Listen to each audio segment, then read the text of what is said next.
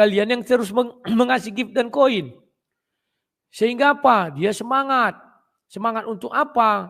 Semangat untuk itu. Kalau saya orang yang tahu merem, kapan merem. Saya bilang tidak, saya berhenti dulu. Kenapa suruh Imam waktu itu tidak berhenti? Karena ada jaminan-jaminan dari orang Kristen. Tenang kau. Kalau di dalam kau nanti kami yang ngurus. Assalamualaikum warahmatullahi wabarakatuh. Berjumpa lagi dengan HMC News ya, channel portal berita yang menyajikan informasi seputar dunia debat lintas agama secara tepat, cepat, akurat, dan terpercaya. Kita ketahui bersama teman-teman ya, Polycardos ini makin hari makin berani, makin sadis dalam menghujat agama Islam. Tumbuh subur seperti jamur di musim hujan teman-teman. Hilang satu, ditangkap satu, kabur satu, muncul 10. Ini membuat kita bertanda tanya. Kok bisa ya? Para penghujat ini luar biasa pertumbuhannya. Begitu banyak bermunculan wajah-wajah baru. Penghujat-penghujat baru. Kalau kita bicara, contoh, Elia Miron, Agatha. Ini kan orang-orang baru sebenarnya. Baru 1,5 tahun terakhir bermunculan. Kalau dulu yang kita tahu, Aderion, Erben, ya, Sofiatul, ya, itu orang-orang lama. Itu orang-orang lama. Generasi yang memang sudah diskusi dari zaman WhatsApp. Dari zaman WhatsApp kita sudah mengenal mereka. Terus masuk ke zaman YouTube, StreamYard maupun Zoom. Waktu itu bermunculan tuh penghujat-penghujat. Ya, bermunculan banyak wajah-wajah baru juga. Tapi nggak sebanyak waktu di zaman TikTok. Makin ke sini kita lihat makin banyak. Ya, makin banyak teman-teman. Dan ini sudah saya sampaikan dari 3 tahun yang lalu malah. Saya katakan kalau seperti ini terus, saya takutnya. Kalau cara penegakan hukum dari aparat seperti ini, saya takutnya ke depannya akan makin banyak para penghujat-penghujat Islam bermunculan. Dan saya ngomong bukan tanpa alasan. Ada dasar pijakannya. Yaitu apa? Maraknya dukungan untuk para penghujat Islam. Banyaknya orang di Indonesia yang Islamophobia. Kita nggak pungkiri itu.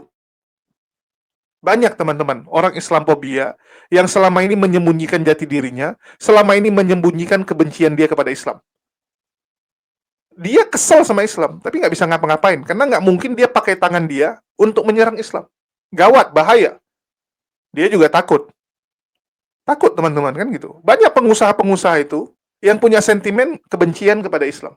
Ini kita nggak bisa pungkiri. Mungkin dia merasa kalau bisnisnya dia merasa kok, wah yang Islam pula yang lebih gampang. Kami susah dan sebagainya. Banyak yang seperti itu. Atau mungkin korban ya tahun 98, zaman PKI dan sebagainya. Banyak yang masih menaruh dendam ini. Cuman dipendam selama ini. Dipendam. Mereka nggak bisa menyakiti Islam dengan tangan mereka. Dan begitu bermunculan orang seperti Saifuddin, Wak Labu, Pak Bom-Bom, dan sebagainya. Mereka lihat, yes, ini kesempatan. Gunakan tangan mereka untuk menyakiti Islam. Jadi tujuannya adalah bagaimana membuat marah umat muslim. Ini untuk melampiaskan dendam dan kebencian dia selama ini. Bagi dia, kalau umat muslim sudah marah, udah ngamuk, wah, artinya dia menang. Artinya dahaganya sudah berhasil. Ya, dia isi. Ini ngerinya teman-teman. Itulah kenapa penghujat-penghujat Islam ini luar biasa disupport. Luar biasa disupport. 3 tahun lalu saat saya ngomong, banyak orang Kristen bilangnya gini, oh mana ada yang seperti itu gitu kan. Nggak ada. Nggak ada, kami membela iman kami. Pret. Tai kucing kalian bela iman kalian. Kalian itu malah merusak nama Kristen. Berkali-kali saya katakan, apa yang dilakukan oleh Polycardos ini bukan membuat Kristen tambah bagus. Bukan membuat hubungan Kristen Islam tambah baik. Enggak. Dengan cara mereka, nama Kristen makin tercoreng. Mereka gunakan tameng Kristen untuk maju melawan Islam. Yang jadi sasaran tembak siapa? Kristennya. Kita lihat kan, kenapa terjadi penolakan teman-teman kita Kristen dalam pendirian rumah ibadahnya sekarang. Ini kan imbas dari hasil diskusi selama ini. Ini hasil dari medsos selama ini. Suka tidak suka kalian bisa lihat datanya. Naik terus kan angka penolakan kepada kekristenan. Kenapa itu terjadi? Ya, yang pertama, Penegak hukum kita lambat. Harus kita akui. Yang kedua, gara-gara umat muslim sudah muak. Sudah kesel melihat kelakuan-kelakuan Polycarpus ini. Sudah kesel. Ditambah orang-orang Kristen juga nggak speak up. Nggak ngomong bahwa, oh mereka-mereka ini tidak mewakili Kristen. Nggak ada omongan seperti itu dari pemuka agama Kristen. Padahal itu yang dibutuhkan. Harus ada pemuka-pemuka, orang-orang, tokoh-tokoh penting dari kekristenan yang berani ngomong bahwa Polycarpus yang berdebat di medsos tidak mewakili kekristenan. Sama seperti Katolik, sekarang speak up. Mereka katakan, jangan samakan kami dengan Protestan. Yang suka debat, yang suka menyerang agama Islam, bukan kami. Katolik berani speak up itu. Dan mereka pertegas, kalau ada orang Katolik yang berani macam-macam, sampaikan. Karena ajaran mereka nggak ada. Nggak ada disuruh menyebarkan ajaran agama mereka dengan cara menghujat agama Islam. Ini beda dengan Polycarpus. Dan hal ini udah berkali-kali saya sampaikan, tetapi banyak yang nggak percaya. Mana ada yang danai dan sebagainya, nggak? Banyak penonton Kristen awam yang nggak tahu, yang mungkin baru nonton. Kalian nggak tahu gitu, di dalamnya gimana. Dan Wak Labu keceplosan sendiri. Wak Labu keceplosan sendiri mengatakan bahwa memang ada yang menyorong. Ada yang menyorong. Kamu sudah menghujat pun, mereka akan support. Tenang, tenang gitu ya. Ada yang memberikan garansi bahwa kalaupun kamu masuk penjara, kalaupun kamu dikejar, kalaupun kamu dilaporkan, akan di-backup. Akan di-backup. Ngeri nggak? Dan karena jaminan-jaminan tersebut, janji-janji tersebut, itu membuat mereka makin berani menghujat. Sama kayak orang kan? Kalau kamu sudah dijamin satu kursi di surga, kamu pasti masuk surga. Apakah dia takut untuk berbuat dosa lagi? Enggak. Harvey Mois, Rifa Siaan. Kenapa berani korupsi? Ya bisa jadi karena dia percaya kalau dia pasti akan masuk surga. Karena dia sudah yakin dia masuk surga, ya bebas mau buat apapun. Betul tidak? Kalau kamu sudah dijamin pasti naik kelas, sudah dijamin kamu ranking 1, kamu akan jadi juara. Udah dijamin. Apakah akan ada usaha lagi dari kamu? Ngapain gitu kan? Mending main-main dong. Mending santai-santai. Itu yang terjadi. Para penghujat ini berani menghujat karena ada yang jamin. Tenang. Kalau kamu dilaporkan, kita bawa kabur. Kalau nggak sempat kabur, tenang. Kami biayai. Butuh berapa sebulan? 20, 30 juta, kasih. Kalau yang lebih terkenal, kasih 50, 100 juta. Kalau kayak Saipudin, ya ratusan. Ini yang membuat mereka tuh makin hari makin ngelunjak, teman-teman. Ada yang membackup di belakang. Dan yang ngomong Wak Labu ya, kita dengarkan dulu. Segitu tahun lah dia, 30 berapa? 32 bulan lah. Berarti sekitar berapa itu ya? Kalau 32 berarti 2 tahun 8 bulan. Nah itulah nanti kawan. Aduh. Belum lagi kalau kubuka sesuatu sama kalian. Kalian bisa nanti membenci dia. Dan ini ku dapat langsung dari orang yang bersangkutan. Jadi janganlah kalian timpakan semua kesalahan. Kan kalian jadi membenci aku waktu itu kan. Aduh kawan. Berapa puluh juta. Ada bicara juta, ada tahu kan uang kan. Tapi nggak usah lah aku lanjutkan itu. Biarlah dia dulu nanti tenang di sana. Saya hanya menuntut pernyataan Opung Simamora yang dari Amerika dan kawan-kawannya akan membiayai si Rudi Simamora selama di dalam tahanan. Saya nggak menuntut yang lain-lain. Ya, apakah kalian lah? Kan kalian juga yang membuat dia itu begitu. Kalian elu-elukan. Kalian, wah, yel-yelan. Aku mengingatkan terus nggak didengar. Karena nggak ada uang ku kasih sama dia. Nggak ada ku kasih koin, nggak ada ku kasih gift. Kalian yang terus mengasih gift dan koin. Sehingga apa? Dia semangat. Semangat untuk apa? Semangat untuk itu. Kalau saya orang yang tahu merem, kapan merem. Saya bilang tidak, saya berhenti dulu. Kenapa si Rudi Simamora waktu itu tidak berhenti? Karena ada jaminan-jaminan dari orang Kristen. Tenang kau. Kalau di dalam kau nanti kami yang ngurus. Aduh. Harusnya dia waktu dilaporkan dulu, berhenti. Pergi ke kampung, pergi entah kemana kek. Tapi nggak bisa. Inilah yang selalu kukatakan ya kongkonnya.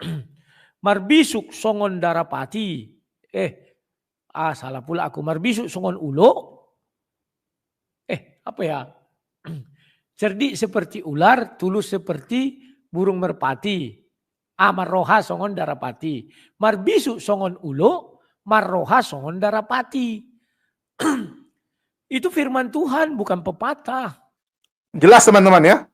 Jadi kalau ada yang bilang, wah bohong itu, nggak ada yang membackup, nggak ada yang mendanai, prek! Dari kalian sendiri yang sering keceplosan. Mikana udah pernah keceplosan juga, bahwa ada yang mengiming-imingi untuk terus menyerang Islam, akan di-backup secara materi. Dana akan dikucurkan. Begitu juga dengan Sofiatul yang terang-terangan bilang, yuk siapa yang mau hujat Islam kita bawa ke luar negeri. Sudah ada nih yang akan ngurusin. Edis sudah menjadi contoh juga. Ya. Dengan menghujat Islam bisa membangun rumah. Rumah apologet dia bilang, pada rumah pribadi. Ya, kalau rumah apologet, rumah bersama dong. Surat tanahnya, sertifikatnya jangan nama kamu, nama yayasan atau nama apa. Ini enggak, rumah pribadi juga kan. Meniru walabu. Mereka-mereka ini kan berani kenapa? Karena ada yang membackup. Kalau nggak ada backup, ya mikir gitu kan. Kalau kita nggak punya kartu as nih, nggak ada yang di belakang kita. Ya mikir, ini karena ada yang di belakang dia, ya makin berani gitu kan. Dan kita tahu yang di belakangnya ini ya bukan nama-nama kecil teman-teman. Ini organisasi, udah kelompok. Udah kelompok, bukan 1-2 orang teman-teman. Ada organisasinya. Dan ya dana mereka lumayan gitu. Jangan main-main gitu. Jangan main-main. Mereka siap kucurkan dana untuk membantu para Polycarpus ini menghujat Islam. Yang penting buat Islam sakit. Yang penting ya buat Islam marah. Makin jago kamu buat Islam marah, makin banyak aliran dana tersebut akan turun. Kalian lihat, contoh, ya, Edwin, apakah takut? Enggak, Edwin makin berani menghujat. Edis, apakah takut? Enggak, makin berani. Ki Ahmad, apalagi? Ya, Ki Ahmad, coba lihat sekarang hujatannya. Luar biasa. Kenapa? Ada yang menjamin. Selama ada yang menjamin, nggak akan selesai ini. Ini sama kayak kita memberantas narkotika. Ya, kita bilang, yuk berantas narkotika. Tapi yang ditangkap cuman kuril-kurilnya doang. Kroco-kroconya doang. Apakah selesai? Nggak akan selesai. Selama sumbernya nggak dibereskan, nggak akan selesai. Cuman memang ada kendala. Kita harus akui, penegak hukum juga nggak segampang itu. Contoh, Rudi Simamora ditangkap. Polisi tahu gitu, ada yang ngirimin duit. Kelihatan, ketahuan. Tapi mau diapain gitu? Yang ngirimin duit, alasannya apa? Oh, saya kasihan sama dia, saya bantu atas nama kemanusiaan gitu kan. Atas nama kemanusiaan, semua berlindung atas nama kemanusiaan. Padahal tujuannya itu supaya menghujat. Ngasihnya itu supaya menghujat. Cuman kan dia nggak tulis dalam bentuk keterangan gitu kan. Kecuali dia tulis dalam keterangan, hujat Islam lebih banyak. Bisa kena.